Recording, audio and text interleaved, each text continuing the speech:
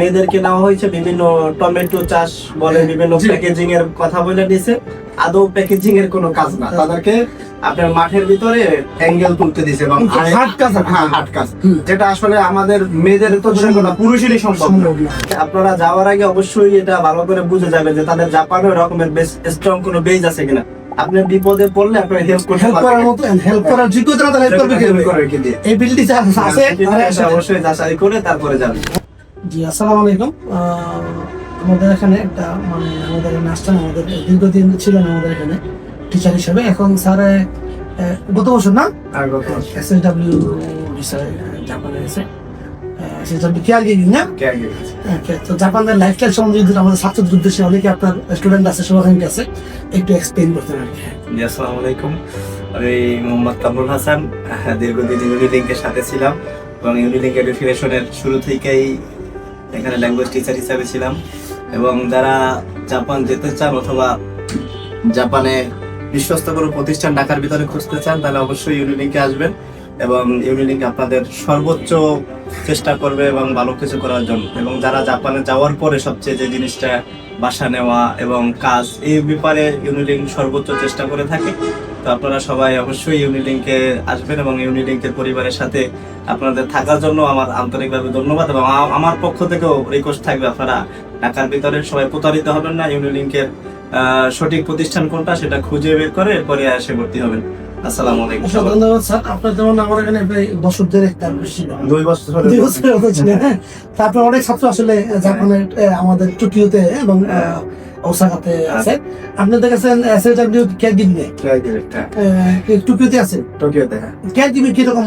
আপনার তো language level ভালো, সম্ভবত এমপি ছিল না, যেহেতু 2 বছর বা আরো বেশি শিক্ষকতা পেশা ছিল, তো তার তাই মানে জাপানিজটা কিন্তু আপনার ইয়াটা অনেক ভালো। যাওয়ার পরে আমাদের আর ওই রকমের কোনো কষ্ট হয় না আর কি চলার ক্ষেত্রে। এবং যারা কেয়ার গিভিং এ যেতে চায় বা SSW বিষয় যেতে চায় অবশ্যই আপনার ওখানে তো স্টুডেন্ট বিষয় গেলে শেখার সুযোগ আছে, কিন্তু SSW বিষয় গেলে তো শেখার তো না, যাওয়ার সাথে সাথেই আপনার কাজ শুরু হয়।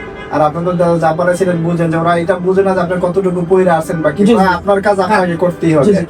এই জন্য সবাই যারা জাপানে যেতে চান অবশ্যই বিশেষ করে ল্যাঙ্গুয়েজটা ভালোভাবে শিখে আসবেন, ল্যাঙ্গুয়েজের কোনো বিকল্প নাই। কারণ স্কুলে আপনি তো শোকাই করে দেবেন, কিন্তু পার্ট টাইম জব তো হয় কনভেনিয়েন্স স্টোর বা বিভিন্ন সেক্টর, সেখানে তো স্কুলের কোনো প্রতিনিধি থাকে, সেখানে ওইখানে আপনি কিভাবে সার্ভিস দিবেন সেটা দেওয়ার জন্য তো অবশ্যই ভাষা লাগবে, সেটা সবাই করবেন, ভাষা করবেন। আর ইনশাআল্লাহ জাপানে যাওয়ার জন্য ইউনিলিংকে আসবেন, আপনার একদম সঠিক প্রতিষ্ঠান এবং জাপানে যেতে পারেন। চেষ্টা করি। আর দেখা ইদানিং কিছু SSW কিছু করে আমাদের দেশে অনেক বায়া হইয়া 2-3 হাত হইয়া করে। তো অনেকেই দেখলাম জাপানে, কারণ আমরা যারা জাপানের সাথে কাজ করি একটু ওইরকম লেভেল না থাকে তো আসলে জাপানে কমিউনিকেশন করাটা একটু কঠিন। তো যারা বেশি ভায়া হয়ে যায়, যেমন আমার জানার মতো এরকম 3-4 জন আমাকেও নক দিছে যে ওনারা পাঠাইছে কিন্তু পাঠানোর পরে এরকম ফিডব্যাক নাই, অর্থাৎ কাজ নাই, কিন্তু এখান থেকে সহযোগিতা করার কোনো ওয়ে হয়তো যারা নিজেরা সহযোগিতা করতেছে না। আপনার এরকম মানে আপনার জানার মধ্যে আছে মেয়েদেরকে নেওয়া হয়েছে বিভিন্ন টমেটো চাষ বলে বিভিন্ন প্যাকেজিং এর কথা বলে দিয়েছে। আদৌ প্যাকেজিং এর কোনো কাজ না, তাদেরকে আপনার মাঠের ভিতরে অ্যাঙ্গেল তুলতে দিয়েছে এবং হাট কাজ, যেটা আসলে আমাদের মেয়েদের তো সম্ভব না, পুরুষেরই সম্ভব না। সেই কাজটা করছে। আপনারা অবশ্যই এগ্রিকালচারে যাওয়ার আগে বিশেষ করে ভালোভাবে জেনে শুনে এবং সঠিক প্রতিষ্ঠানের মাধ্যমে যাবেন। বিভিন্ন রকমের খুমিয়ে আছে, বাংলাদেশে প্রতারণার অনেক সিস্টেম আছে, আপনারা এই প্রতারক থেকে সবসময় দূরে থাকবেন এবং সঠিক প্রতিষ্ঠান এবং তাদের ব্যাকগ্রাউন্ড দেখবেন যে তাদের জাপানে তাদের বেজ আছে কিনা, এরকমের লোকদের সাথে কাজ করবেন এবং যাবেন। তো যেটা আসলে মানে এরা ওইখানে সাপোর্ট দেওয়ার মতো কোনো এবিলিটি ছিল না, যার কারণে এই মেয়েগুলা বিপদে পড়ে আপনাদেরকে আমাদেরকে নক দিয়েছে এবং আমরা তাদেরকে হেল্প করার চেষ্টা করছি। কিন্তু আসলে আপনারা যাওয়ার আগে অবশ্যই এটা ভালো করে বুঝে যাবেন যে তাদের জাপানে ওই রকমের বেশ স্ট্রং কোনো বেজ আছে কিনা। আপনি বিপদে পড়লে আপনার হেল্প করার মতো হেল্প করার যোগ্যতা হেল্প করবে কি দিয়ে এই বিলটি আছে, অবশ্যই যাচাই করে তারপরে যাবেন। অনেকে আছে আসলে হেনতেন নামে বেনামে মানে দেশে প্রতিষ্ঠান বানায়া জাপানে পাঠাই দেওয়ার পরেই দায়িত্ব শেষ করে না।